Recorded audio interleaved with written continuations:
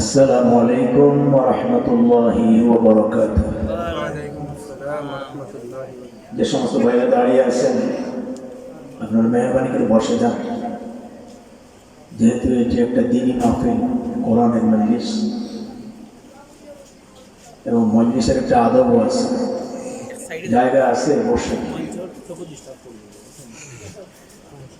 نحمده ونستعينه ونستغفره ونؤمن به ونتوكل عليه ونعوذ بالله من شرور أنفسنا ومن سيئات أعمالنا. من يهده الله فلا مضل له ومن يضلله فلا هادي له. ونشهد أن لا إله إلا الله وحده لا شريك له. ونشهد أن سيدنا وحبيبنا ومولانا محمدا عبده ورسوله الذي أرسله بالحق بشيرا ونذيرا وداعيا إلى الله بإذنه وسراجا منيرا. فقد قال الله تعالى في كلامه المجيد والفرقانه الحميد: أعوذ بالله من الشيطان الرجيم. بسم الله الرحمن الرحيم. إن الله يأمركم بالعدل والإحسان وإيتاء ذي القربى وينهى عن الفحشاء والمنكر والبغي يعظكم لعلكم تذكرون. وقال النبي صلى الله عليه وسلم: سبعة يظلهم الله في ظله يوم لا ظل إلا ظله: إمام عادل وشاب نشأ في عبادة الله. وقال تبارك وتعالى: إن الله وملائكته يصلون على النبي يا أيها الذين آمنوا صلوا عليه وسلموا تسليما. সকল ভাইরা খুব মনোযোগ দিয়ে মহব্বতের সহিত দুরূদ শরীফ পড়েন। আল্লাহুম্মা সাল্লি আলা সাইয়্যিদিনা মাওলানা মুহাম্মদ ওয়া আলা আলি সাইয়্যিদিনা মাওলানা মুহাম্মদ। আর একটু মনোযোগ দিয়ে পড়েন। বালাগাল উলা বিকামালিহি কাশাফাদ দুজা বিজামালিহি হাসনাত জামিউ খিসালিহি সাল্লু আলাইহি ওয়া আলিহি। شهدت على أحمد أنه رسول من الله باني النسم بلغ العلا بكماله كشف الدجى بجماله حسنت جميع خصاله صلوا عليه وآله। ঐতিহ্যবাহী বেনারুল দক্ষিণ জামে মসজিদের উদ্যোগে আয়োজিত আজকের এই পঞ্চম ভারের মতো বার্ষিক তাফসীরুল কোরআন মাহফিলের পত্র অধিবেশনের সম্মানিত সভাপতি, আপনাদের ঐতিহ্যবাহী জামে মসজিদের সম্মানিত ইমাম সাহেব মাদ্দাজিলুল আলী, উপস্থিত দিনদার ইমানদার বন্ধুগণ, পর্দার অন্তর্গত আমার মা বোনেরা, আল্লাহ রাব্বুল আলামিনের দরবারে কালিমাতুশ শুকর আদায় করছি। বর্তমান দুনিয়ার ক্রাইসিস, যেখানে মুসলিম বিশ্বের অবস্থা বড়ই নাজুক, নির্যাতিত, নিপীড়িত, বঞ্চিত, অধিকার হারা বিশ্বের মুসলিম জাতি, আল্লাহ রাব্বুল আলামিন খুব নিকটবর্তী বাংলাদেশকে জুলুম মুক্ত করে মোটামুটি স্বাধীনভাবে জীবন যাপন করে আল্লাহর দ্বীন চর্চা করার, কোরআন সুন্নাহ চর্চা করার একটি সুবর্ণ সুযোগ করে দিয়েছেন। সেই মহান মাহবুদের দরবারে সবাই উচ্চ কণ্ঠে পড়ি আলহামদুলিল্লাহ। আর একটু জোরে সোরে বলেন আলহামদুলিল্লাহ। সম্মানিত হাজির কারণ, দিনের শুরু থেকেই এখন পর্যন্ত আমন্ত্রিত উলামায়ে কেরামদের জবান থেকে মূল্যবান আলোচনা শুনেছেন। কর্তৃপক্ষের পক্ষ থেকে আমাকে আলোচনার যে বিষয় নির্ধারণ করা হয়েছে, এটা জনগণের মাঝে জানিয়ে দিলে ভালো হতো, বা কাগজে লিখে দিলে আরো ভালো হতো। আমি কর্তৃপক্ষকে ধন্যবাদ জানাচ্ছি। বিষয়ভিত্তিক আলোচনা হলে বিভিন্ন বিষয় নিয়ে কোরআন এবং হাদিসের আলোচনা, জ্ঞান নেওয়ার সুযোগ আছে, ঠিক কি? এটা একটা যুগ উপযোগী বিষয়। আমাকে যে বিষয় দেওয়া হয়েছে সোশ্যাল জাস্টিস, সামাজিক ন্যায় বিচার প্রতিষ্ঠায় কোরআন সুন্নাহর ভূমিকা। আমি এই বিষয়কে সামনে রেখে কোরআনুল কারীমের সূরা আন-নাহলের 90 নম্বর আয়াত তেলাওয়াত করেছি। বিষয়টা হচ্ছে একটি যুগ উপযোগী এবং অত্যন্ত গুরুত্বপূর্ণ, কিন্তু এই বিষয়ে আলোচনা করতে গেলে যথেষ্ট টাইম কিন্তু আমার হাতে নেই। যেহেতু 7টায় আপনার আজান হয়ে যাবে, এই সংক্ষিপ্ত সময়ের ভিতরে আমাকে বুঝিয়ে এই বিষয়কে বলার চেষ্টা করতে হবে। তো আমরা যারা কথা বলি আর যারা কথা শুনি, একটা জিনিস মনে রাখতে হবে, আমাদের জ্ঞানের স্বল্পতা, আমাদের ইলম এবং আমলের অভাব। এই জন্য বক্তা আর শ্রোতাকে সাহায্য চাইতে হবে কার কাছে? আল্লাহ তাআলার কাছে। ওয়া মা তাওফীকি ইল্লা বিল্লাহ আলাইহি তাওয়াক্কালতু ওয়া ইলাইহি উনীব। আল্লাহ রাব্বুল আলামিন ইরশাদ করছেন, ইন্নাল্লাহা ইয়া'মুরু বিল আদলি ওয়াল ইহসান। নিঃসন্দেহে তোমাদের প্রতি আল্লাহর নির্দেশ হচ্ছে সমাজে যাতে তোমরা ইনসাফ প্রতিষ্ঠা করতে পারো, ওয়াল ইহসান, এবং আল্লাহর নির্দেশ হচ্ছে পরোপকার, ও ইতা'i যিল কুরবা, নিকট আত্মীয়দের হক, ওয়া ইয়ানহা আনিল ফাহশাই ওয়াল মুনকারি ওয়াল বাগই, এবং আল্লাহ তাআলা তোমাদেরকে বারণ করেছেন, নিষেধ করেছেন অশ্লীলতা, এরপরে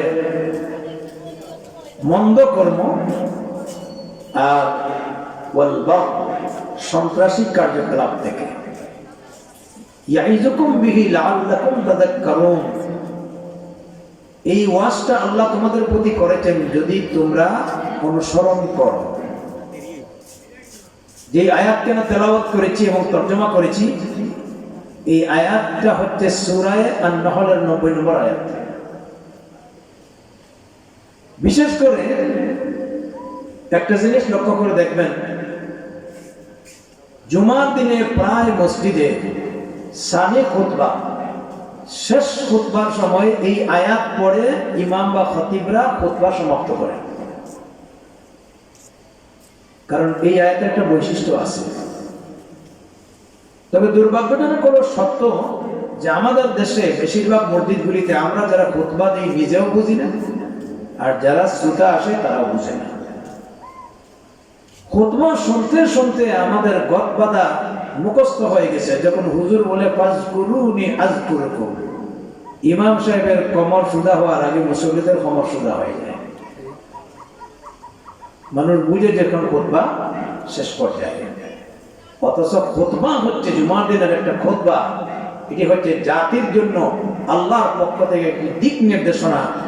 সাইয়েদনা ওমর রাদিয়াল্লাহু তাআলা আনহুর জামানায় এই খুতবা ছিল সংসদীয় আইন।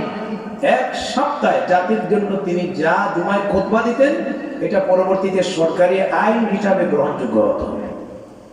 সুবহানাল্লাহ বললেন।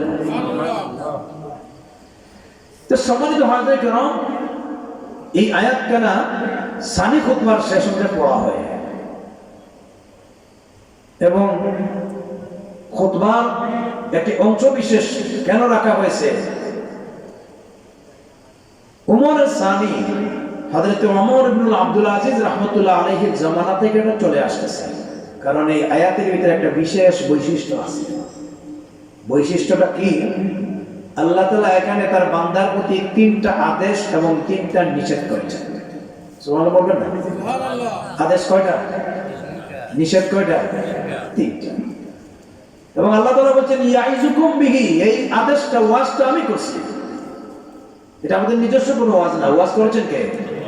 আল্লাহ। যদি এই 3টা আদেশ আর 3টা নির্দেশ কেউ মানিয়া চলতে পারে, তাহলে ইহকালীন জীবন যেমন শান্তি এবং সোনালী জীবন হবে, এই আদেশগুলি মানার কারণে পরকালীন জীবন সে জাহান্নাম থেকে মুক্তি লাভ করে জান্নাতের মালিক হতে পারবে।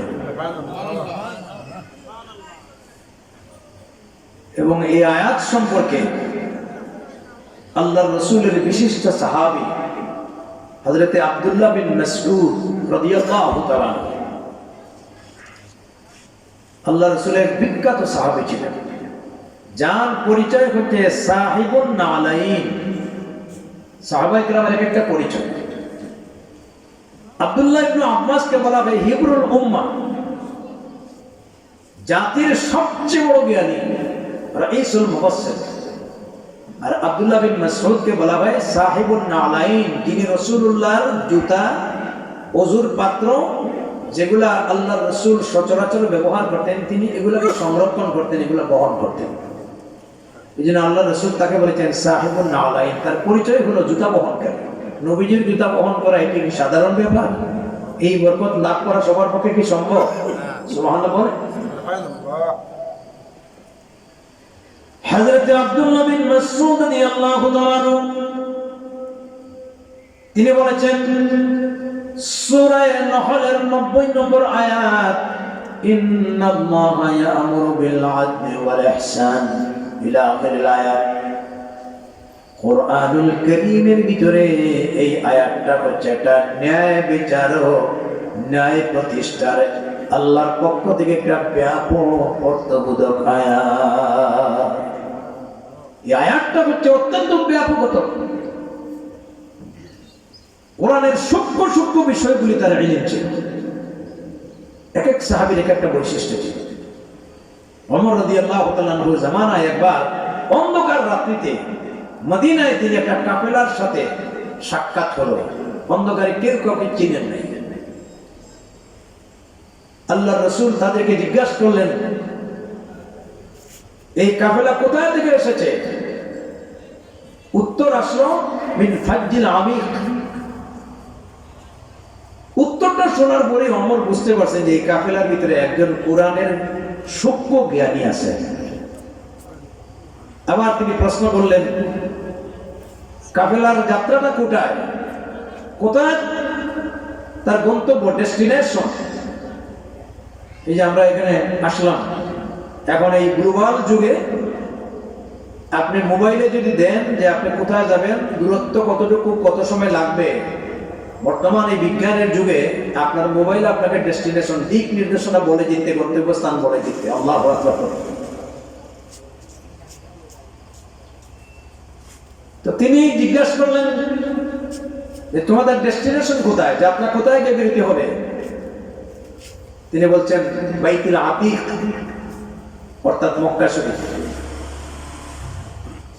দুইটা প্রশ্নের উত্তর শোনার পরে হযরত ওমর ভাবছেন সম্ভবত এখানে কোন জ্ঞানী, একজন আলেম আছেন, কোরআনের সূক্ষ্ম জ্ঞানী। তিনি আবার জানতে চাইলেন, তুমি কি আমাকে জানাইতে পারবে কোরআনে কারীমের কোন আয়াতটা বড় আশাব্যঞ্জক? তিনি উত্তর দিলেন, কুল ইয়া ইবাদিয়াল্লাযীনা আসরাফু আলা আনফুসিহিম লা তাকনাতু মির রাহমাতিল্লাহ। আবার তিনি প্রশ্ন করলেন, কোন কোরআনের কোন আয়াতটা হচ্ছে অত্যন্ত ভয়ঙ্কর? তেলাওয়াত করে জবাব দিলেন, ফামান ইয়ামাল মিসকালা যাররাতিন খায়রান ইয়ারাহ ওয়া মান ইয়ামাল মিসকালা যাররাতিন শাররান ইয়ারাহ। আবার প্রশ্ন করা হলো, আমাকে কি জানিয়ে দিতে পারবেন কোরআনের কোন আয়াতটা অত্যন্ত ব্যাপকতর? এবার তেলাওয়াত হলো, ইন্নাল্লাহা ইয়া'মুরু বিল আদলি ওয়াল ইহসান। ওমর জিজ্ঞাসা করলেন, তোমাদের এই কাফেলার ভিতরে আব্দুল্লাহ বিন মাসউদ কি আছেন? কাফেলা থেকে জবাব আসলো, আপনার প্রত্যেকটার উত্তর তো আব্দুল্লাহ বিন মাসউদই দিচ্ছেন। সুবহানাল্লাহ নাই? কথা বলি ভালো লাগতেছে না? মনে হয় এগুলো তাফসীরমূলক কথা, খালি কিচ্ছা কাহিনী চলবেন না, সামনে আসতেছে কথা বলি। তাহলে বুঝেন আব্দুল্লাহ বিন মাসউদ কোরআন সম্পর্কে তার সূক্ষ্ম জ্ঞান কতটুকু ছিল। তিনি বলছেন, এই কোরআন সূরা আন-নাহলের 90 নম্বর আয়াত, এটি হচ্ছে একটা ব্যাপক অর্থবোধক।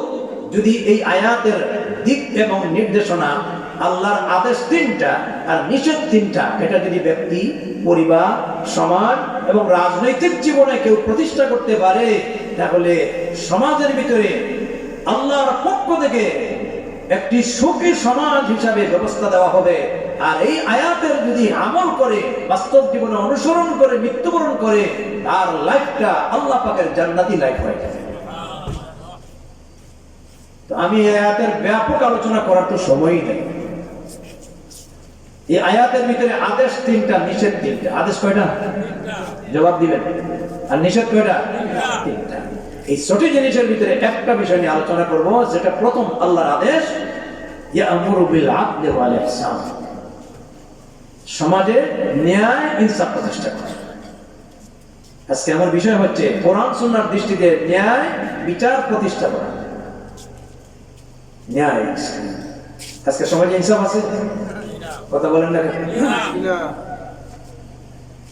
আমরা আমাদের দেশটাকে যদি দেখি, আজ থেকে প্রায় 53 বছর আগে 1971 সালে পাকিস্তানি হানাদারের সাথে আমরা সংগ্রাম করে এই দেশটাকে স্বাধীন করেছি। স্বাধীনতার মূল মন্ত্র ছিল সমাজ এবং রাষ্ট্রে ইনসাফ প্রতিষ্ঠা করা, ন্যায় বিচার প্রতিষ্ঠা করা, সোশ্যাল জাস্টিস কায়েম করা। 10 তলার গাছতলার কোনো বৈষম্য থাকবে না, কোনো মানুষ জুলমের শিকার হবে না, প্রতিটি মানুষ তার ন্যায্য অধিকার থেকে বঞ্চিত হবে না। কিন্তু আমরা এই মূল মন্ত্র লক্ষ্য করে স্বাধীন হওয়ার আজকে 53 বছর হয়ে গেল, যুগে যুগে আমরা জুলমের শিকার হয়েছি। আর বিগত দীর্ঘ 15.5 বছর, 16 বছর যে জুলমের অবস্থায় ছিলাম, আমরা তো ভাবছিলাম না যে আমরা কবে ফাইনা তাযহাবুন, আমাদের মূল জায়গায় যাব। কিন্তু আল্লাহ রাব্বুল আলামিন এত বড় শাসক গোষ্ঠী নিজের নেতৃত্ব পাকাপোক্ত করার জন্য তারা জনগণের মেন্টেজ নিয়ে চেয়ারে বসে যে জুলুম নির্যাতন করেছে, মজলুম মুস্তাদআফিন মানুষগুলিকে আয়না করে রেখে যে ধরনের জুলুমের পরাকাষ্ঠা প্রদান করেছে, আল্লাহ তাআলা এই তাইরান আবাবিল, সেই আবাবিল এই যুবক ছাত্র এবং সমাজের আন্দোলনের মাধ্যমে জুলাইয়ের এবং আগস্টের আন্দোলনে আল্লাহ তাআলা মোটামুটি ফ্যাসিস্ট এবং জালিম থেকে আমাদেরকে মুক্তি দিয়েছেন। এটা তো এই মজলুমদের দোয়া। অথচ যিনি শাসক হবেন জনগণের ভোট নিয়ে, যিনি চেয়ারে বসবেন তার দায়িত্ব অনেক বেশি। এই চেয়ারটা এত সম্মানী, যদি সঠিকভাবে চেয়ারের মর্যাদা রাখতে পারেন আল্লাহ তাআলার কাছে অনেক দাম। আর এটা যদি মর্যাদা ঠিক না রাখতে পারেন অনেক চেয়ারেও মানুষকে অসম্মানী করে। কথা বলেন না কেন? ওয়াইজা হাকামতুম বাইনান নাস ফাহকুমু বিল আদল, আল্লাহর কথা। তোমরা যখন বিচারের আসনে বসো তখন তোমরা ন্যায় বিচার করো। নির্দিষ্টটা কার? যারা বলেন কার? কিন্তু যারা চেয়ারে বসে কাজগুলি করেছেন, আইনের কাজ করেছেন না বেআইন? বিচারের নামে অবিচার। সবচেয়ে বড় জুলমের শিকার হয়েছেন এই দেশের আলেম সমাজ। বিশ্বনন্দিত মুফাসসির কোরআন আল্লামা দেলাওয়ার হোসেন সাঈদী নওয়ারাল্লাহু মারকাদাহু ওয়া জাআলাল জান্নাতা মাসওয়াহু, আল্লাহ তার কবরটাকে জান্নাতের বাগান বানিয়ে দেন। জোরে সোরে বলেন আমিন। দীর্ঘ 50 বছর আল্লাহর কোরআনের খেদমত করেছেন। এত বড় নন্দিত আলেম, যিনি বাংলাদেশের গর্বিত না, গোটা পৃথিবীতে যিনি ছিলেন পরিচিত, যাকে খানায় কাবার ভিতরে প্রবেশ করার সুযোগ আল্লাহ করে দিয়েছিলেন, আজকে সেই আলেমটাকে পর্যন্ত নারী নির্যাতন, নারী ধর্ষণ, এই জাতীয় অভিযোগ দিয়ে বিচারকরা চেয়ারে বসে ওনার সাথে যে বেইনসাফি আর জুলুম করেছে, আল্লাহ পাক তাদের বেইজ্জতি দেখিয়ে দিয়েছেন। ওরা তো নিজে বিচারক ছিল, কিন্তু তারা ভুলে গেছে যে তাদের উপরে বিচারক আরেকজন আছেন, তিনি কে? উপস্থিতির সঙ্গে এত কম কেন? কোরআনে কারিমে আল্লাহ রাব্বুল আলামিন বলেছেন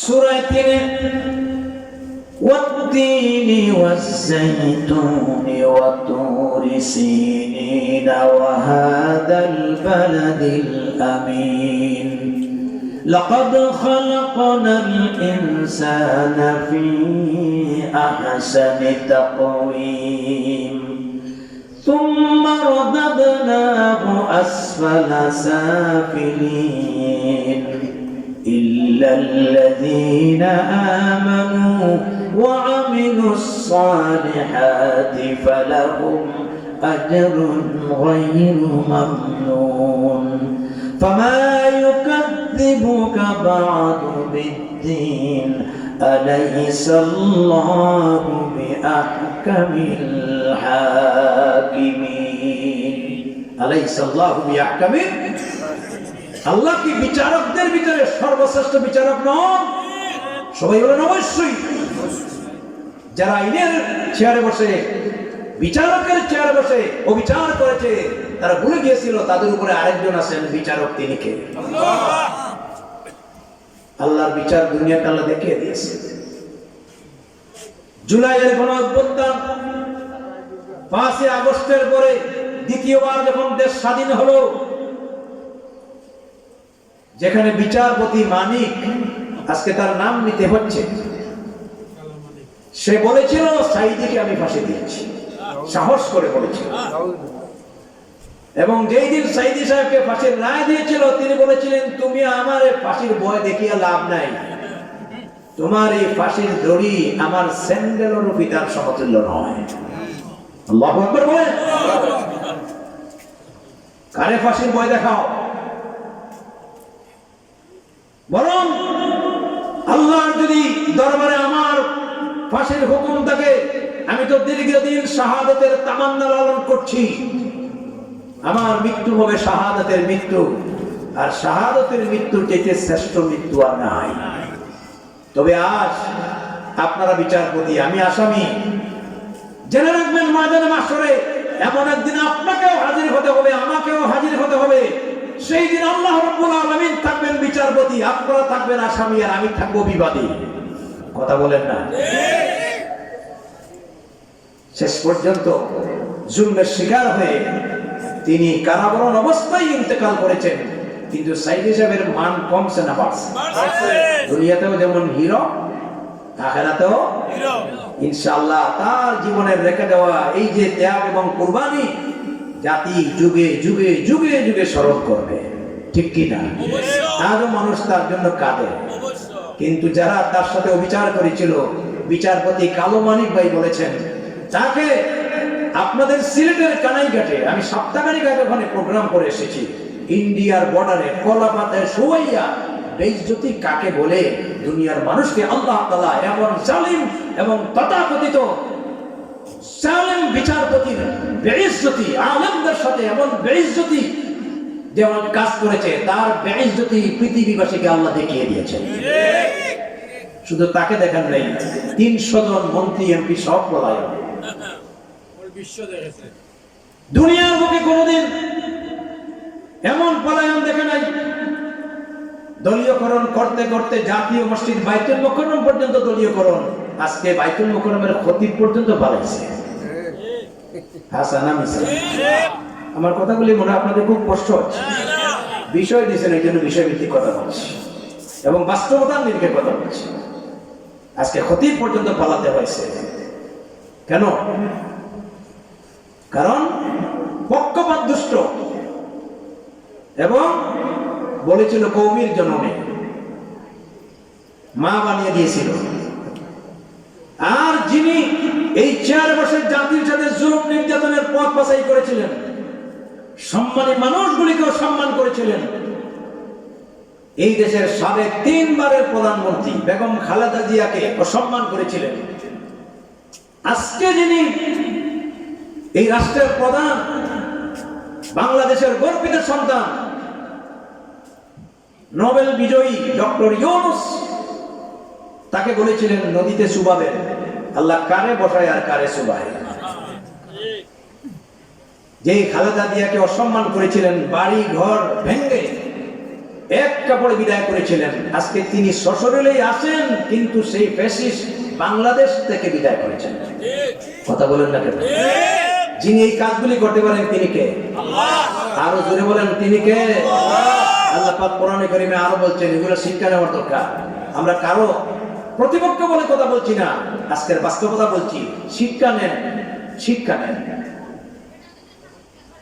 আল্লাহ রাব্বুল আলামিন কোরআনে কারীমে বলছেন, কুলিল্লাহুম্মা মালিকাল মুলকি তুতিল মুলকা মান তাশা ওয়া তানজিউল মুলকা মিম্মান তাশা ওয়া তুযিজ্জু মান তাশা ওয়া তুযিল্লু মান তাশা বিয়াদিকাল খায়র।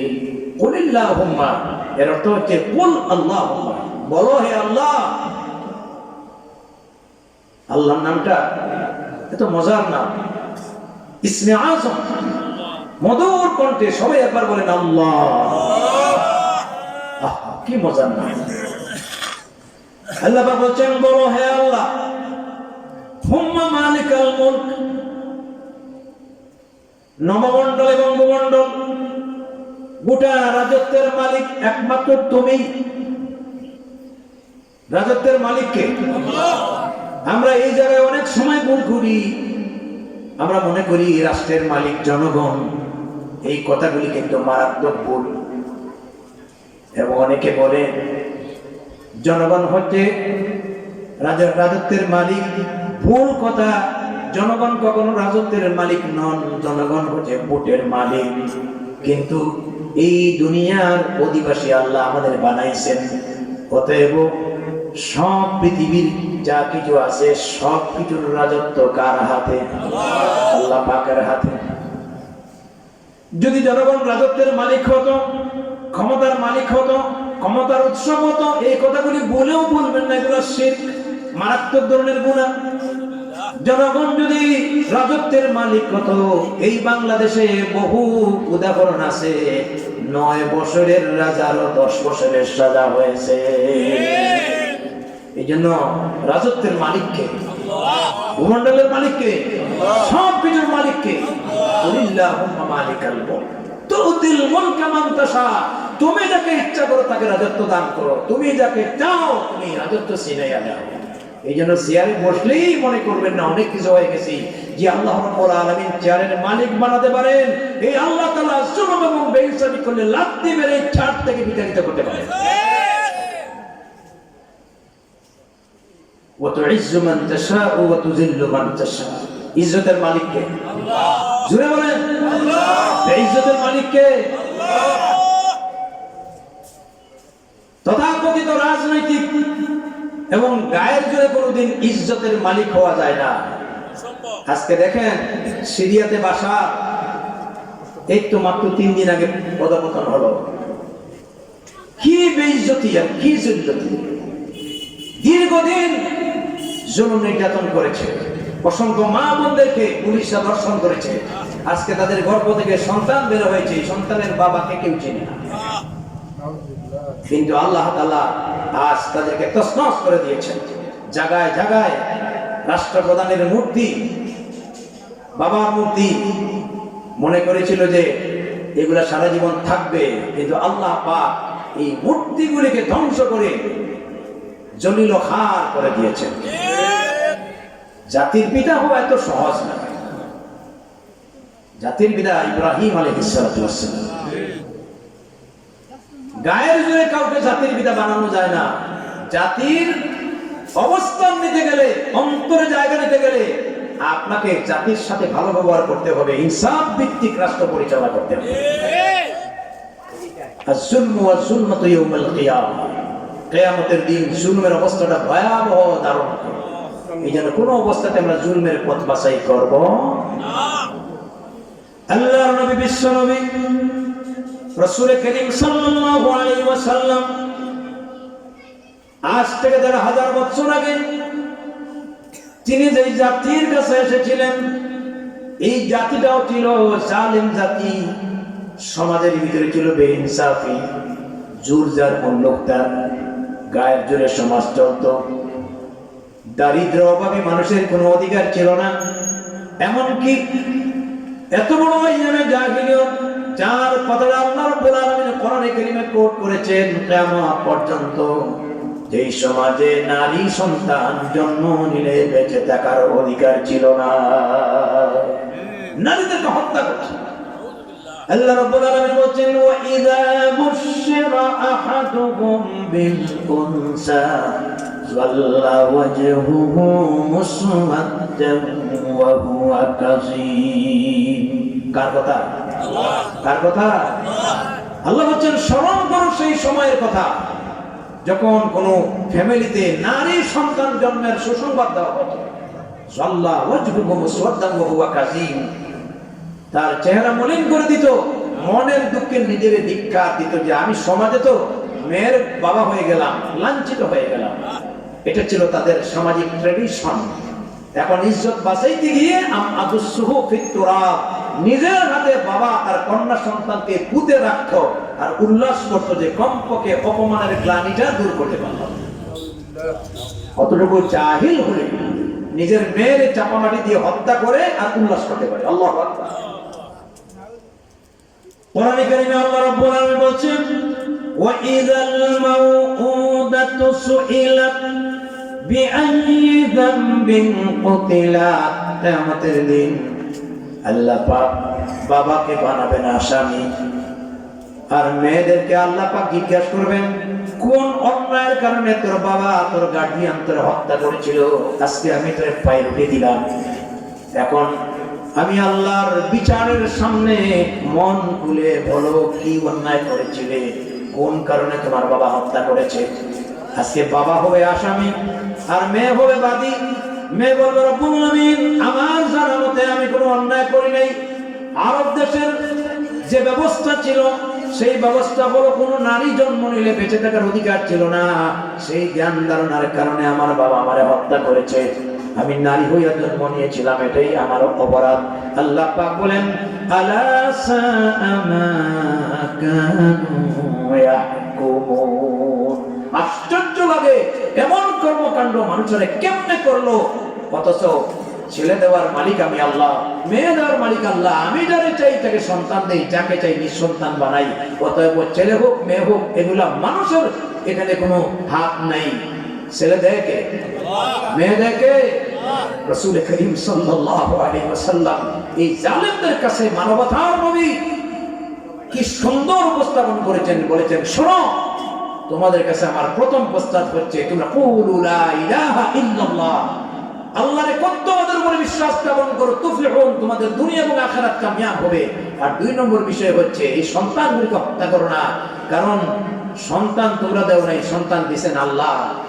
বরং যে ফ্যামিলির প্রথম সন্তান হবে কন্যা, এই ফ্যামিলিটা আল্লাহর কাছে বড় বরকতপূর্ণ ফ্যামিলি। সুবহানাল্লাহ। হযরত আয়েশা রাদিয়াল্লাহু তাআলা আনহা বলেছেন, ইয়া রাসূলুল্লাহ, কারণ ফ্যামিলি তো প্রথম দ্বিতীয় তৃতীয় কন্যা সন্তান।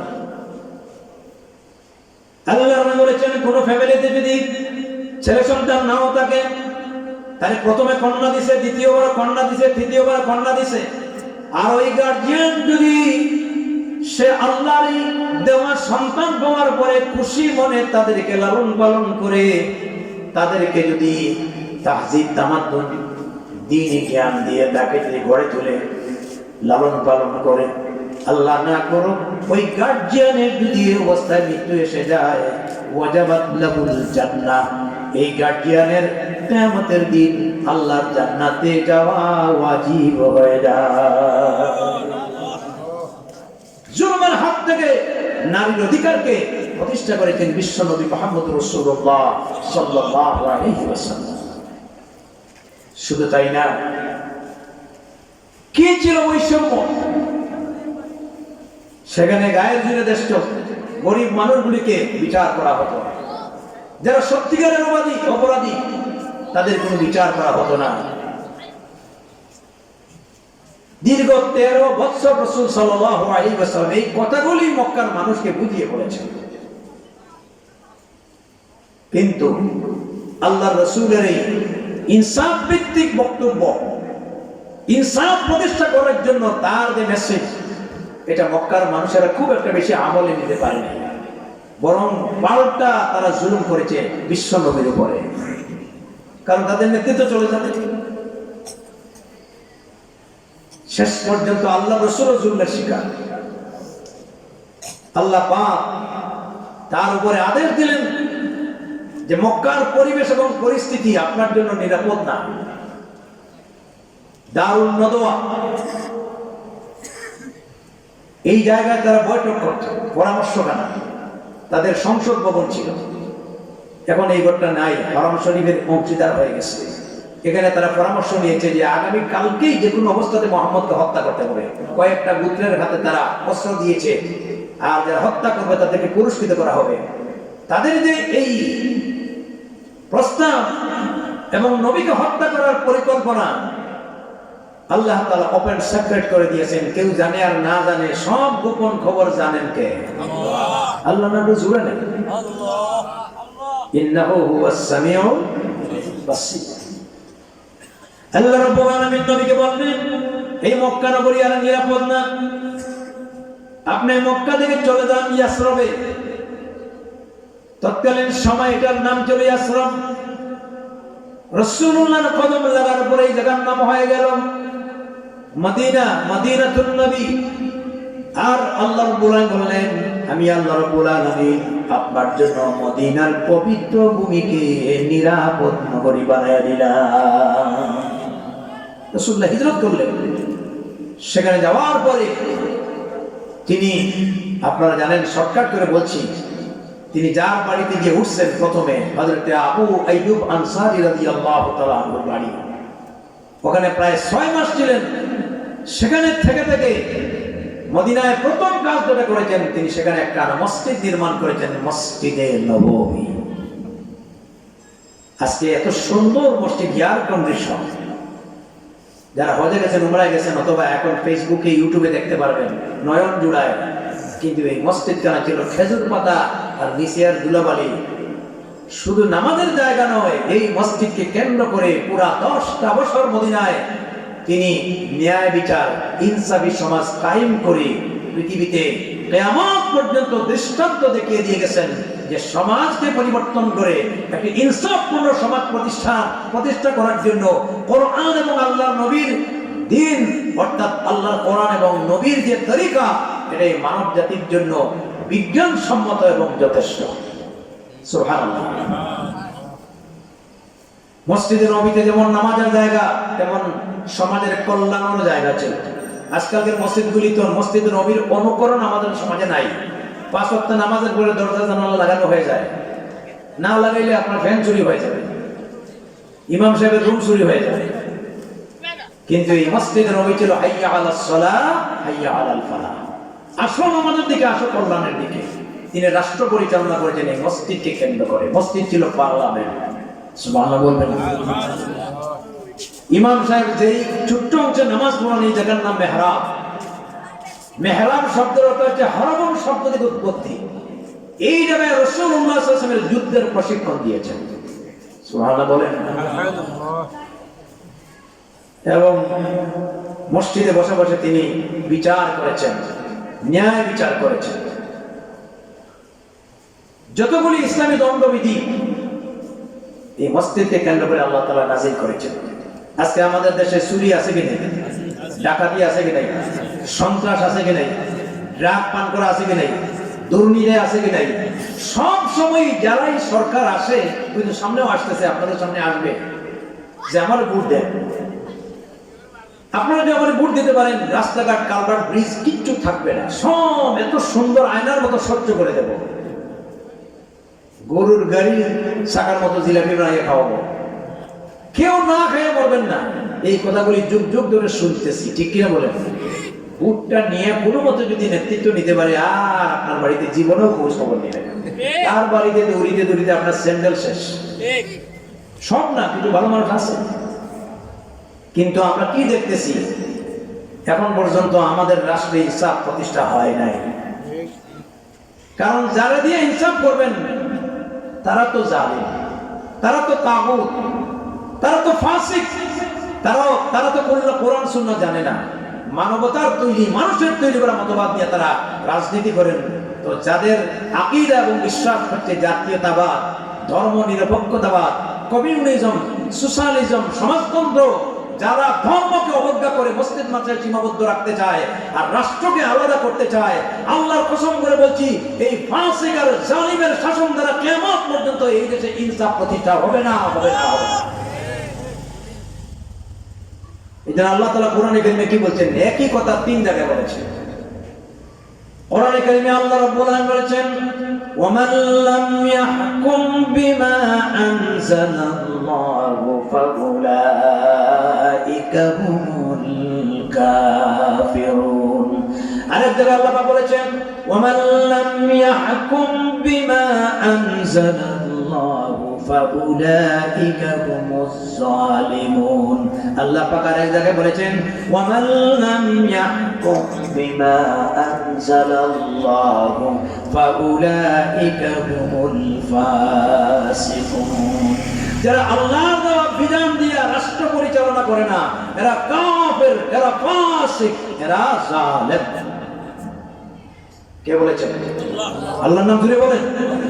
আপনি কাফেরের অধীনে, জালিমের অধীনে, ফাসিকের অধীনে আপনি শাসন ক্ষমতা যদি থাকে, আপনি তাদের কাছ থেকে কোনোদিন ইনসাফ আশা করতে পারেন না। আজকে কতটুকু জুলুম নির্যাতন হচ্ছে, শুধু জুলুম না, দুর্নীতি। আপনাদের আমাদের পকেট থেকে লক্ষ লক্ষ, কোটি কোটি, বিলিয়ন বিলিয়ন টাকা দুর্নীতি করে বাংলাদেশের বাইরে বিদেশের ব্যাংকে তারা জমা রেখেছে। নিজের নামে ফ্ল্যাট কিনে নাই, বউয়ের নামে ঘর বাড়ি কিনেছে, ওই জায়গার নাম হয়ে গেছে বেগমপাড়া। আশা বলছি না মেজা বলছি, আমরা তো আরেকদিন দাওয়াতও দিবেন না, যে আলোচনা হচ্ছে বিষয় দিচ্ছে, নিজের বলছি বাস্তব। সুইস ব্যাংকে টাকা রাখছে, ঠিক কিনা বলে? এই টাকা পয়সা গুলি আমাদের টাকা, আমাদের পারিশ্রমিক টাকা। আপনাদের এই অঞ্চল আগর চাষ হয়, এই আগরগুলি আরব আমিরাতে যায়, লন্ডনে যায়, আমি ওখানে দেখছি। শ্রীমঙ্গল, মৌলভীবাজার, বড়লেখা, উন্নত মানের আগর চাষ হয়। এত কষ্ট করে এই চাষের পয়সা আপনারা অর্জন করেন, এটার ভিতরে সরকারের ট্যাক্স আছে কি নাই? একটা চকলেট খাইলেও তাদের ট্যাক্স আছে। আমার পয়সা দিয়া রাষ্ট্র চলে, অথচ এই পয়সাগুলি তারা চেয়ারে বসে বসে মারে, ঠিক কিনা? এক একটা পার্টি লিডার আর তাদের নেতা ব্যাংকের অ্যাকাউন্টে কোটি কোটি টাকা। বাংলাদেশে প্রত্যেকটা বছর দুর্নীতিতে চ্যাম্পিয়ন, এটা সম্মান না অসম্মান? বিদেশের মাটিতেও আজকে যারা অমুসলিম আমরা তাদেরকে বিভিন্ন ভাবে দোষারোপ করি, তাদের ঈমান আর আকীদার সাথে আমাদের সাংঘর্ষিক আছে, ঠিকই আছে, কিন্তু এত দুর্নীতিবাজ তারা না। লন্ডনে আমি দেখেছি, আরো বিভিন্ন দেশে আমি ঘুরেছি, আমাদের দেশে মসজিদগুলিতে এখনো জুতা চুরি বন্ধ হয় নাই। বড়লেখাতে হয়নি? হ্যাঁ, আজান হলে আপনি তো মুসল্লি যাচ্ছেন, উদ্দেশ্য সুবহান রাব্বিয়াল আলা, আরেক বেচারা মাথায় টুপি দিয়ে যাচ্ছে সুবহান রাব্বিয়াল আলার সাথে জুতা গঞ্জুটা বালা। দুনিয়ার কোথায় এই ধরনের চরিত্র নাই। আমরা কিভাবে, আমরা যদি নিজেরা সুন্দর না হই, ভালো শাসন যদি কায়েম না করতে পারি, আল্লাহ বিরু খোদা বিরু ইনসাফ ভিত্তিক সমাজ কায়েমের যদি গুরুত্ব না দিতে পারি, আল্লাহর কসম করে বলছে কিয়ামত পর্যন্ত এই দেশে শান্তি আসবে।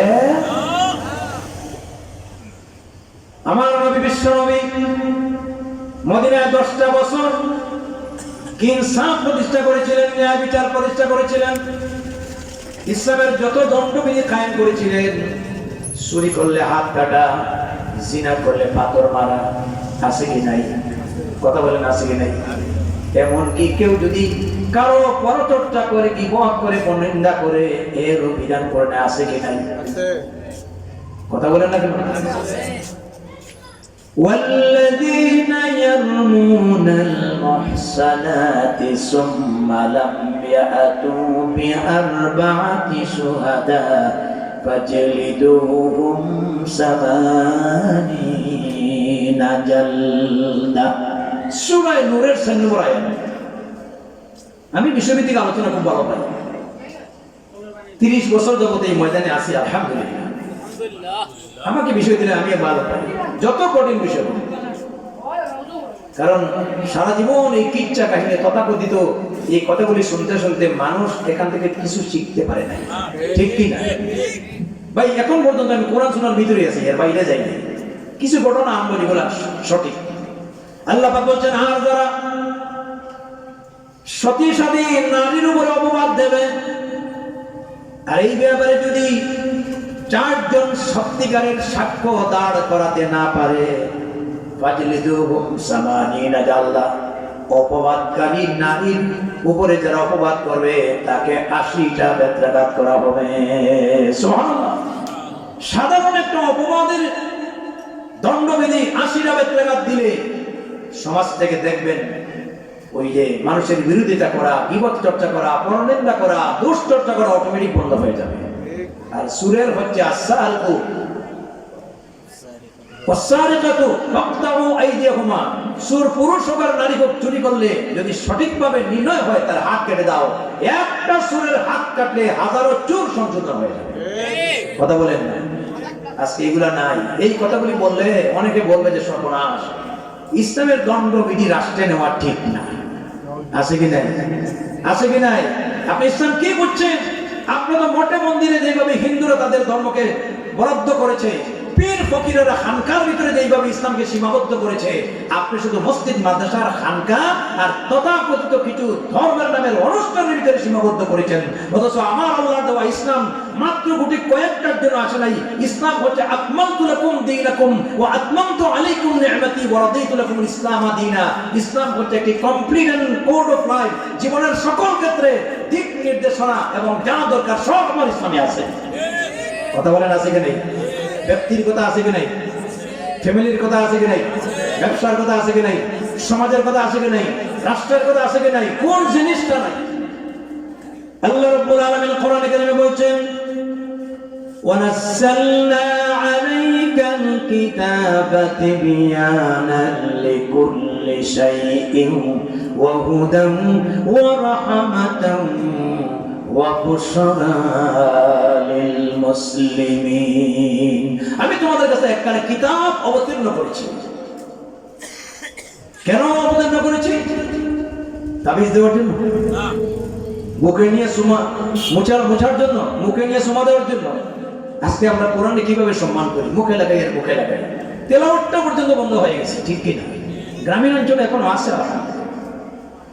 আল্লাহ বলছেন এই কিতাবের ভিতরে তোমাদের জীবন পরিচালনা করার সুস্পষ্ট দিক নির্দেশনা দিয়ে নাজিল করেছি। সুবহানাল্লাহ। ওয়া হুদান, এটা হেদায়েতের গাইডলাইন, এটি হচ্ছে মানবতার দিশারি। ওয়া রাহমাতান, আর এটি হচ্ছে তোমাদের জন্য শান্তির পয়গাম।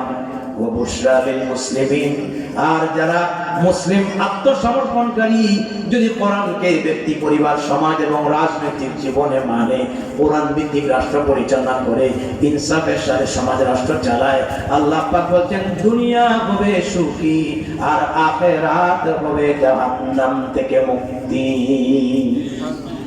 মানবতার মুক্তির দিশারি বলা হয় কোরআনুল কারীম। এটি আল্লাহ পাকের কিতাব। মা ফাররাতনা ফিল কিতাবি মিন শাই, এই কোরআনে এমন কোন বিষয় নেই যে এই বিষয়টা আল্লাহ কোরআনে বর্ণনা করে। আমি সেদিকে যাচ্ছি না। কোরআন বিশাল এক জগৎ, এটা আসলে ১৫০০ বছর আগে, আর ১৫০০ বছর পরে এটা পুরাণ হয়ে যাবে। বরং যুগ উপযোগী, যুগ পরিবর্তন হবে, বিজ্ঞান আসবে, প্রযুক্তি আসবে, বরং নতুন নতুন তত্ত্ব এবং উপাত্ত যা কিছু দুনিয়াতে তৈরি হবে, আপনি গবেষণা করে দেখবেন ১৫০০ বছর আগে আল্লাহর কোরআনে এর আগেই এর দিক নির্দেশনা দেওয়া হয়েছে। সুবহানাল্লাহ বলে। মাদানী জীবনে যখন একটা ইসলামিক স্টেট কায়েম হলো, বানু মখজুম গোত্রের এক মহিলা ধরা পড়ল চুরিতে। রাসূল করিম সাল্লাল্লাহু আলাইহি ওয়াসাল্লাম যারা বিচারের আসনে ছিল তাদেরকে দায়িত্ব দিলেন, ভালো করে তার পিছনে সাক্ষ্য উপাত্ত নিয়ে দেখো যে সঠিক চোর কিনা। চুরি করলেই যে হাত কাটতে হবে তা।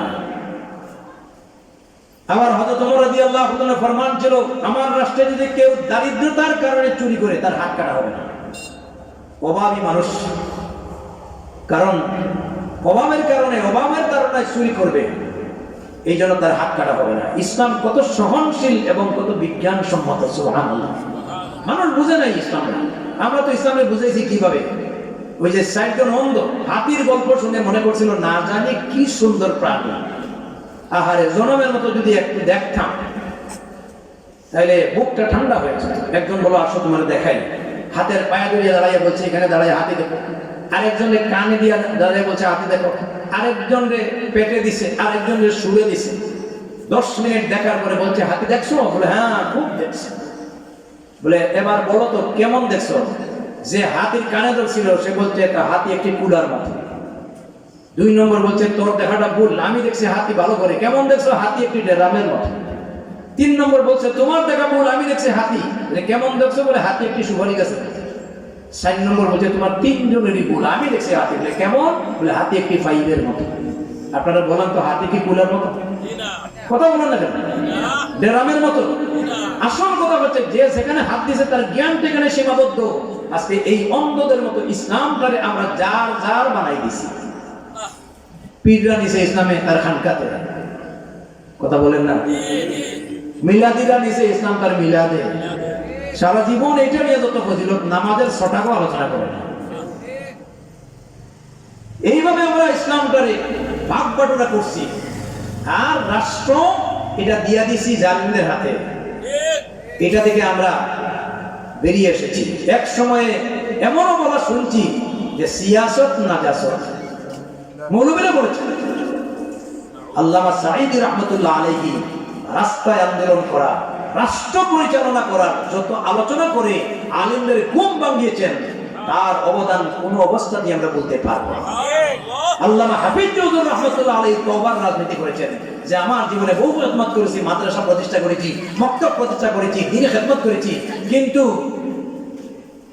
সংসদ, সচিবালয় এবং রাষ্ট্রকে আমরা দ্বীন ইসলাম দিয়ে সাজাইতে পারি নাই। এই জন্য তওবা করে তিনি রাজনীতি করেছেন। কারণ যতক্ষণ পর্যন্ত রাষ্ট্রে ইসলাম থাকবে না, সংসদে ইসলাম থাকবে না, সংবিধানে আল্লাহর কোরআন থাকবে না, সমাজে ইনসাফ প্রতিষ্ঠা হবে না, শুধু কোরআন হাদিস আর বুখারী শরীফের ফজিলত দেয়া দুনিয়াতে শান্তি পাওয়া যাবে না। খতমে বুখারী সবে পড়তে পারে না। কোরআনের খতমে গেলে 200 টাকা, আর খতমে বুখারী গেলে সর্বনিম্ন 500। অথচ বুখারী শরীফের হাদিস, ইমাম বুখারী রাহমাতুল্লাহ সারা জীবন খেদমত করে নবীজির হাদিসকে সংকলন করেছেন খতম দেওয়ার জন্য না। কথা বলেন না কেন? বেজার হইতেছে না?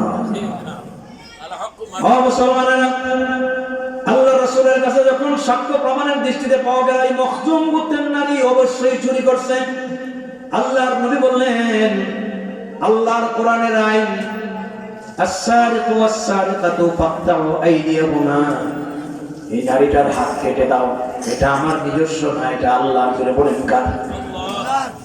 এই পরিবারের লোকেরা চিন্তা করলো, সমাজের ভিতরে আমাদের একটা অবস্থান আছে, আমাদের একটা মান সম্মান আছে, আমাদের গোত্রের এই নারীর যদি হাত কাটা যায় সারাটা জীবন অসম্মানের গ্লানি নিয়ে ঘুরতে হবে। কোনো মতে যদি রাসূলুল্লাহকে বোঝানো যায় যেন হাত না কেটে তাকে মুক্ত করে দেন। এখন আল্লাহর রাসূলকে কে বুঝাবে এই বিষয়টা? রাসূল সাল্লাল্লাহু আলাইহি ওয়াসাল্লামের খাদিম হযরত আনাস রাদিয়াল্লাহু তাআলা আনহুর দ্বারা আল্লাহর রাসূলের কাছে বিষয়টা দেওয়া হয়েছে। আল্লাহর নবী শোনা মাত্র মসজিদের মিম্বরে দাঁড়িয়ে বললেন, তোমরা একত্রিত হও, আর বললেন, শোনো, তোমাদের জাহিলিয়াতের জামানায় বড়রা অন্যায় করে ছেড়ে দেওয়া হতো, গরিব বোকানাঙ্গা অসহায় মানুষগুলি অন্যায় করলে তার বিচার করা হতো।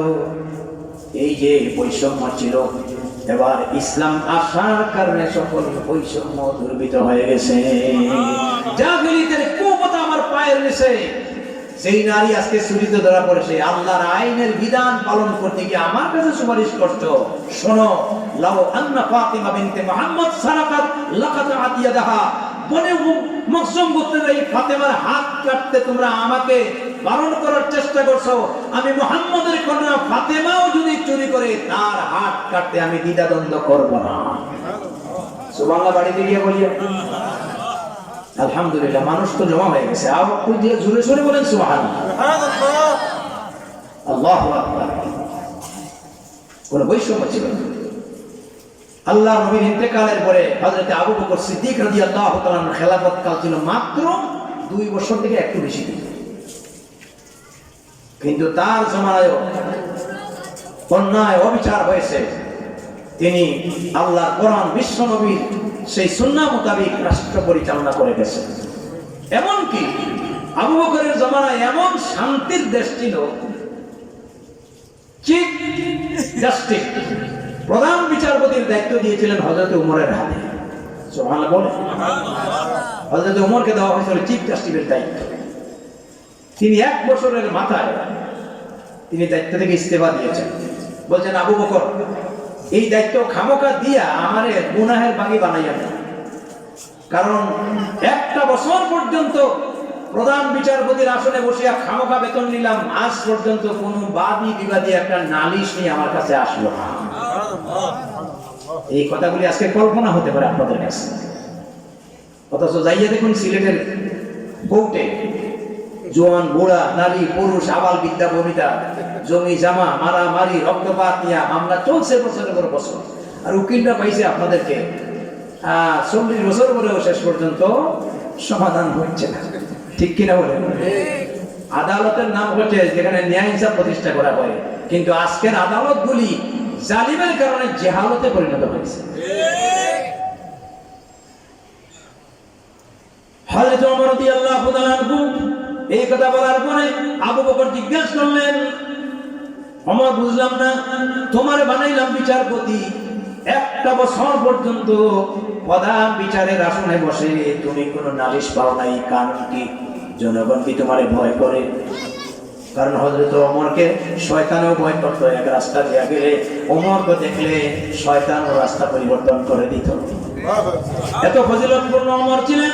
রাসূলুল্লাহ সাল্লাল্লাহু আলাইহি ওয়াসাল্লাম বলেছেন, লাউ কানা বা'দি নাবিয়্যান লাকানা ওমর, আমার পরে এই পৃথিবীতে আল্লাহ পাক কাউকে যদি নবী বানাইতে ওমর নবী হওয়ার যোগ্যতা রাখে। তো বলছেন যে জনগণ কি তোমাকে ভয় পায় না অন্য কিছু? তিনি বলছেন, না, আত-তিনু আন-নাসিহা, যে সমাজের আদর্শ হলো পারস্পরিক একে অপরের পরোপকার, ভালো করা, কেউ খারাপই চায় না।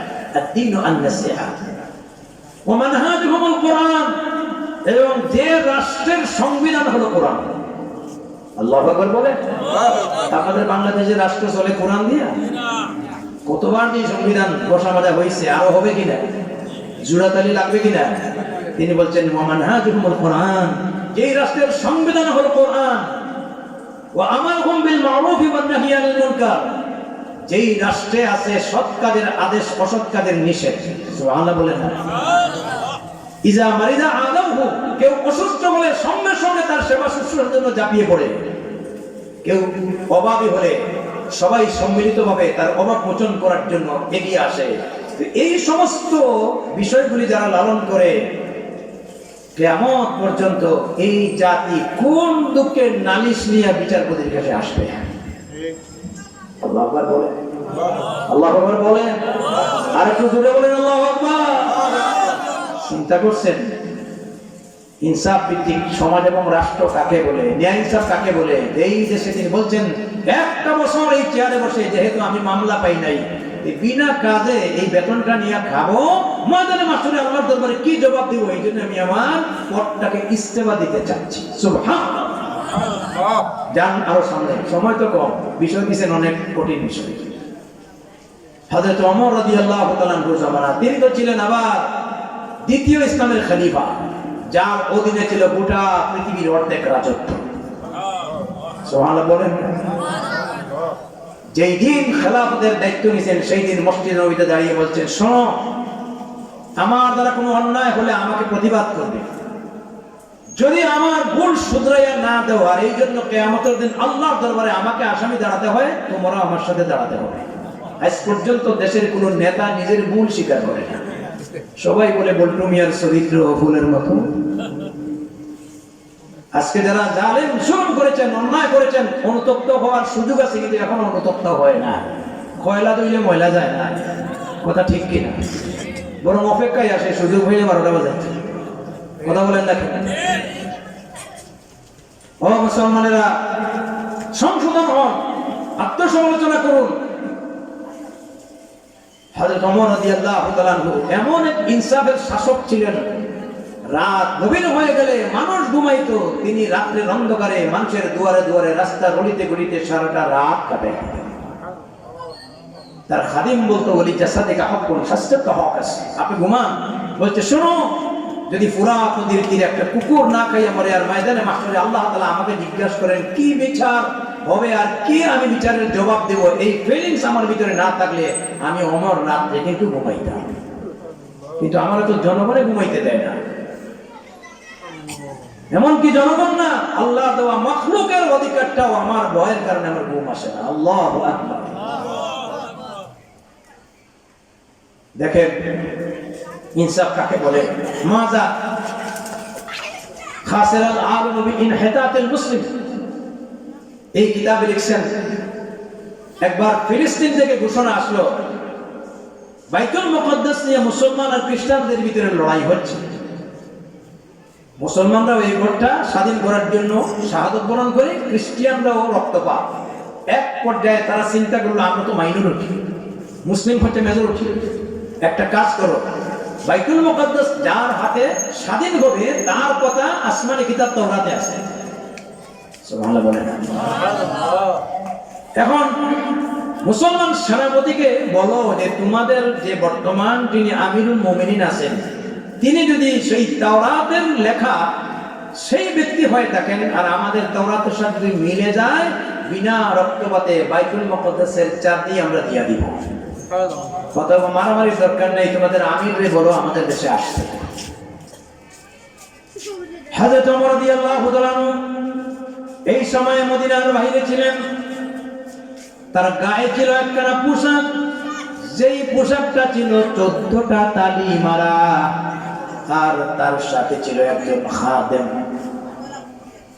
আর এর সাথে ছিল একটা উট। খাদেমকে বললেন, উদের লাগাম ধরে ফিলিস্তিনের দিকে যাত্রা শুরু করো। মরুভূমির ভিতরে কিছুক্ষণ যাওয়ার পরে ওমর বললেন, খাদেম, একতরফা তুমি উট টানবে আর আমি তোমার উটে বসে বসে আরাম করব, এটা তো ইনসাফ হয় না। অতএব লাগামটা আমার হাতে দাও, আমি টেনে নিয়ে যাই, আর কিছুক্ষণ কোন উটের উপরে তুমি বসে আরাম করো? খাদিম বলছে, এটা কি বলেন? আমি তো আপনার বাহনের ড্রাইভার। তিনি বলছেন, শুন রে, আল্লাহর কাছে কে রাষ্ট্রপ্রধান আর কে তার অধীনস্থ, এটা দিয়ে আল্লাহ মানুষের মর্যাদা মাপেন না।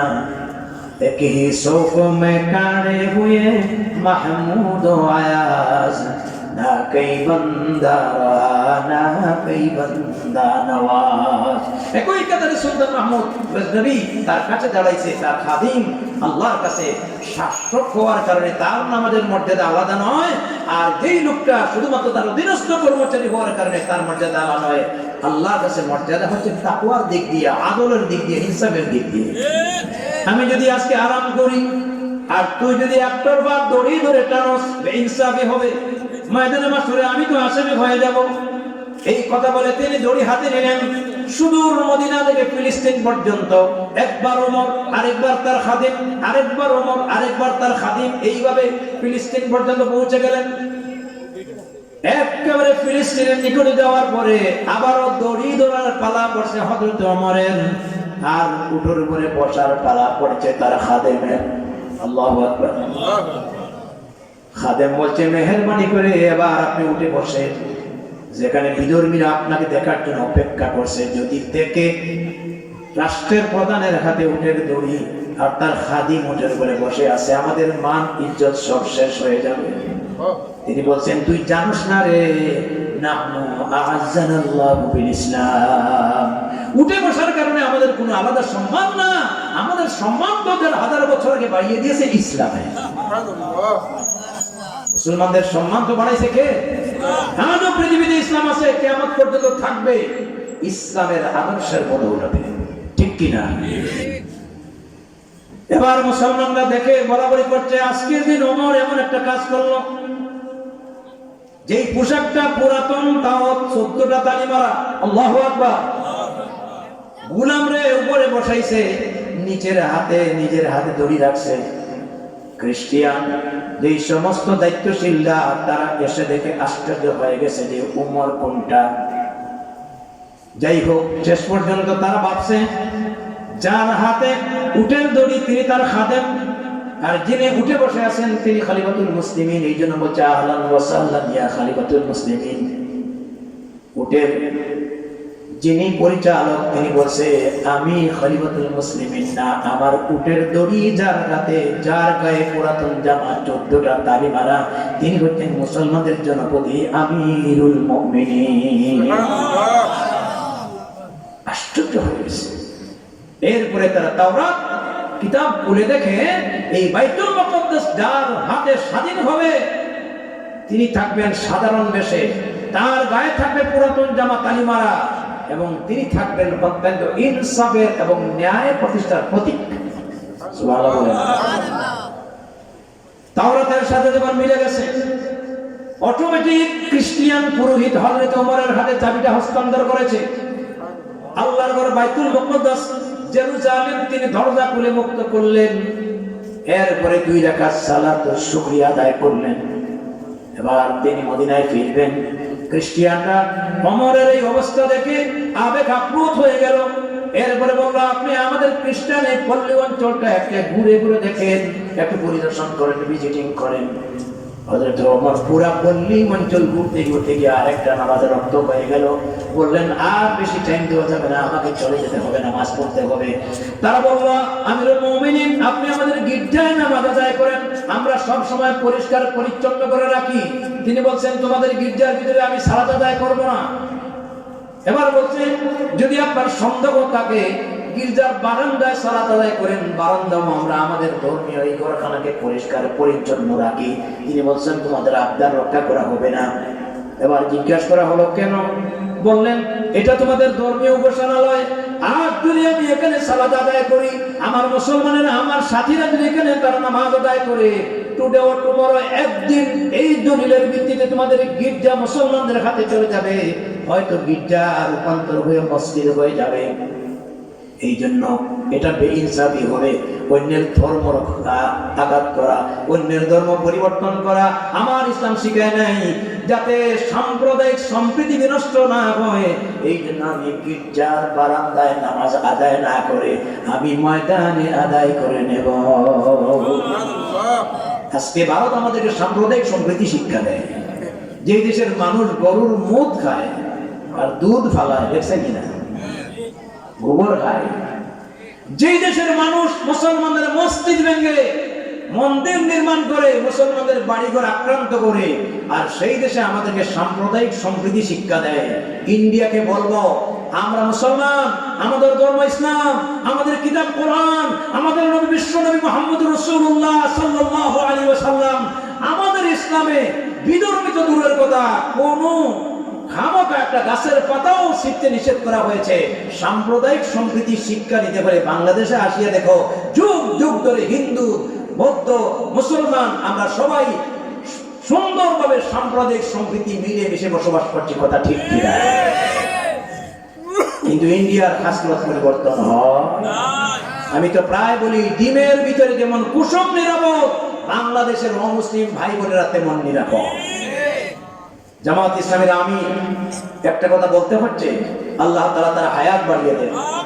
কি কথা বলেছেন? বলছেন এই দেশে মেজরিটি আর মাইনরিটি বলতে কিছুই নাই, ধর্ম যার যার, দেশ সবার। আল্লাহু আকবার। সুতরাং হযরত ওমর রাদিয়াল্লাহু তাআলা ইনসাফ দেখিয়ে দিয়েছেন, ঠিক কিনা? আরো অনেক কথা আছে, সেটা বলতে গেলে তো টাইম নাই। একটু জিকির করেন, লা ইলাহা ইল্লাল্লাহ। জিকির করতে পারবেন না? প্রাণ খুলে মনোযোগ দিয়ে মুহাম্মদ লা ইলাহা ইল্লাল্লাহ, সুবহানাল্লাহ, আলহামদুলিল্লাহ, লা ইলাহা ইল্লাল্লাহ, সুবহানাল্লাহ, আলহামদুলিল্লাহ, লা ইলাহা ইল্লাল্লাহ। নেই কারো নেই আল্লাহ ছাড়া, লা ইলাহা ইল্লাল্লাহ, সুবহানাল্লাহ, আলহামদুলিল্লাহ, লা ইলাহা ইল্লাল্লাহ। আমার ভাইরা, আমি আর আলোচনার লম্বা দিকে গেলে আপনাদের নামাজের টাইম এসে যাবে। আমি আবার একটা অভ্যাস আছে, মাহফিলে আমাকে যতটুকু টাইম দেওয়া হয়, যত বড় বিষয় থাকো টাইমের ভিতরেই বুঝে কথা বলার চেষ্টা করি। এই জন্য আমি সময় নষ্ট করতে চাই না। আল্লাহ রাসূলের একটা হাদিস পড়েছিলাম, রাসূল করিম সাল্লাল্লাহু আলাইহি ওয়াসাল্লাম বলেছেন, সাবআতু ইউযিল্লুহুমুল্লাহু ফি যিল্লিহি ইয়াওমা লা যিল্লা ইল্লা যিল্লু, ইমামুন আদিলুন, ইলা আখিরিল হাদিস। বিশাল হাদিস। আল্লাহ রাসূল বলেছেন, কিয়ামতের দিন, যেই দিন ময়দানে মাহশরে দুনিয়ার সকল মানুষগুলি একত্রিত হবে, সেই দিন আল্লাহ পাক 7 শ্রেণীর মানুষকে বাছাই করে উত্তপ্ত গরম থেকে, রৌদ্র থেকে, সূর্যের আলো থেকে রক্ষা করে তারা আরশে আজিমের ছায়ার নিচে জায়গা দিবে। যেই দিন আল্লাহর আরশে আজিমের ছায়া ছাড়া কোনো ছায়া থাকবে না, সেই দিন 7 শ্রেণীর মানুষ জায়গা পাবে। কয় শ্রেণীর মানুষ? 1 নম্বরে ইমামুন আদিলুন, ন্যায় বিচারক। এখানে ইমাম বলা হয়েছে। ইমাম বলতে মসজিদের ইমাম না।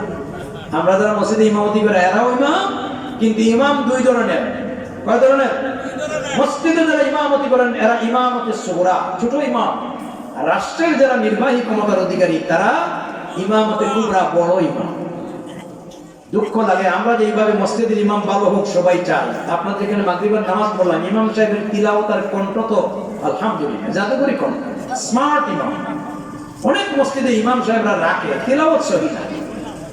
একটা জিনিস মনে রাখবেন, নামাজ শুদ্ধ হওয়ার জন্য তেলাওয়াত সহি হতে হবে, ঠিক কিনা? ফাইজা বারাকাতা বানসাব, আল্লাহ হায়াত দেব। তবে দুঃখ লাগে, আপনাদের তো আলহামদুলিল্লাহ এই অঞ্চল তো, যেহেতু আপনারা আগর ব্যবসায়ী, টাকা পয়সা চমচমা, ইমামের বেতন তো ভালো দেন নাকি? 20,000 টাকা দেন তো কমপক্ষে, হ্যাঁ? দেখছেন আসল কথা। সবচেয়ে কম বেতনের চাকরি ইমামদের। আমাদের এত কপাল পোড়া, এত দুর্ভাগ্য, জিনিসপত্রের দাম বাড়ে, ইমামের দাম বাড়ে না। একটু বড় মন করবেন, আল গিনাউ গিনান নফস। সবাই মিলে সম্মিলিতভাবে একটা বড় ভালো বেতন দিবেন, তারও পরিবার আছে, ঠিক কিনা? তো আমরা চাই একজন মসজিদের ইমাম ভালো হোক, তেলাওয়াত সহি হোক, সুন্দর আচরণ হোক, কোরআন সুন্নাহর জ্ঞানী হোক, এবং সৎ চরিত্রবান হোক, একজন সৎ চরিত্রবান ইনসাফ ভিত্তিক ইমামের পিছনে নামাজ পড়লে যেমন শান্তি লাগে, আমরা যদি ভোটের সময় দেশের ইমাম এইভাবে নির্বাচন করতে পারতাম, দেশটা মসজিদের মতো শান্তিদায়ক হয়ে যেত। কিন্তু এই জায়গায় আমরা বারবার ভুল করি, ঠিক কিনা? আজকে ভুলের মাসুল দিতে হয়েছে এই জুলাই আর 5 তারিখের আগস্টের গণঅভ্যুত্থানে। এখন যে সুযোগ আসছে, এই সুযোগ ভবিষ্যতে আরেকবার আসবে কিনা বলা যায় না, ঠিক কিনা? এবং দোয়া করেন ইসলামী দলগুলি, আলিমুল আমাদের ইখতিলাফাত কমে আসার জন্য। কারণ এই দেশের জনগণ অতীতে বহু দল দেখেছে, বহু পার্টি দেখেছে, বহু রাজনৈতিক দল দেখেছে। ইনশাআল্লাহ আগামী দিনের পার্লামেন্ট মানুষ দেখতে চায় কোরআনের পার্লামেন্ট। আগামী দিনের দেশ দেখতে চায় ইসলামের দেশ। আগামী দিনের পার্লামেন্ট হোক কোরআন সুন্নাহর পার্লামেন্ট, ইসলামের পার্লামেন্ট। আমার এই কথার সাথে কারা একমত আছেন? 2 হাত উঁচু করে দেখান। নারায়ে তাকবীর, আর জোরে নারায়ে তাকবীর। দ্বীন ইসলাম, আল্লাহর কোরআনের আইন চাই, সৎ লোকের শাসন চাই। বলেন কোরআনের আইন চাই, আল্লাহ যেন তৌফিক দান করে, সবাই বলি আমিন। আমি আর কথা বাড়াইতে গেলাম না। আমাকে বিষয় দেওয়া হয়েছিল সমাজে আল্লাহর ইনসাফ প্রতিষ্ঠা করার জন্য কোরআন সুন্নাহর ভূমিকা কি। ভূমিকা বিশ্বনবীর জীবন, খোলাফায়ে রাশিদিনের জীবন বলেছি। আসুন আমরা আগামী দিনে এই বাংলাদেশে কোরআনী শাসন দিয়ে ইনসাফ প্রতিষ্ঠা করার আন্দোলনে ঐক্যবদ্ধ হয়ে কাজ করি। আল্লাহ আমাদের তৌফিক দান করুন, এই আশাবাদ ব্যক্ত করে আমার বিষয়ের আলোচনা আমি এখানেই ইতি টানছি। ওয়া আখিরু দাওয়ানা আলহামদুলিল্লাহি রাব্বিল আলামিন। মুখতাসার দোয়া হবে, দুরূদ শরীফ পড়েন সাল্লাল্লাহু আলা সাইয়্যিদিনা ওয়া মাওলানা মুহাম্মদ ওয়া আলা আলিহি ওয়া আসহাবিহি ওয়া সাল্লাল্লাহু আমিন। ربنا ظلمنا أنفسنا وإن لم تغفر لنا وترحمنا لنكونن من الخاسرين. ربنا لا تزغ قلوبنا بعد إذ هديتنا وهب لنا من لدنك رحمة إنك أنت الوهاب. رب العالمين পেনাগুল দক্ষিণ জামে মসজিদের উদ্যোগে 5মবারের মতো বার্ষিক তাফসীরুল কোরআন মাহফিল। আল্লাহ তোমার কোরআন সুন্নাহ দিয়ে আমরা কথাগুলি বলেছি, মেহেরবানি করে মাহফিলের শুরু থেকে শেষ পর্যন্ত তুমি কবুল আর মঞ্জুর করে নাও। আমরা তোমার হাবিবকে দেখি নাই, সাহাবায়ে কেরামদের দেখি নাই, যতদিন পর্যন্ত নবীর রওজার সামনে দাঁড়ায়া আসসালাতু ওয়াসসালামু আলাইকা ইয়া রাসূলুল্লাহ বলি নাই, ততদিন পর্যন্ত এই দুনিয়া থেকে চির বিদায় দিও না। যতদিন পর্যন্ত ইহরামের কাপড়ে গায়ে লাগাই নাই, ততদিন পর্যন্ত কাফনের কাপড় পরাইও না। আল্লাহ আমাদের জিন্দামুদেরকে মাফ করে দাও। পত্র অঞ্চলের আশেপাশে যত গুরুস্থান আর কবরস্থান আছে সব মধ্যে আমাদের মাফ করে দাও।